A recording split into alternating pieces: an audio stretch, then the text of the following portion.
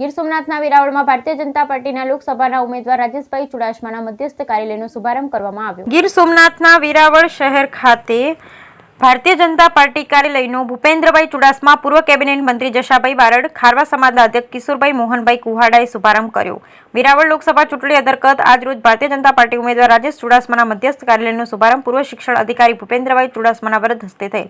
આ અવસર પર પૂર્વ કેબિનેટ મંત્રી જશાભાઈ, પૂર્વ ધારાસભ્ય રાજશ્રીભાઈ જોટવા, અખિલ ગુજરાત માછીમાર મહામંડળના પ્રમુખ કિશોરભાઈ મોહનભાઈ કુહાડા, ભારતીય જનતા પાર્ટી ગીર સોમનાથ જિલ્લા પ્રમુખ મહેન્દ્રભાઈ પીઠિયા, શહેર ભાજપ પ્રમુખ દેવાભાઈ ધારેચા, નગર સેવક બાદલભાઈ હુંબલ, ઉદયભાઈ સહિત અન્ય અગ્રણી ઉપસ્થિત રહેલ હોવાની વિગત પત્રકાર સોની યોગ્ય સતી કુંવર દ્વારા જણાવેલ।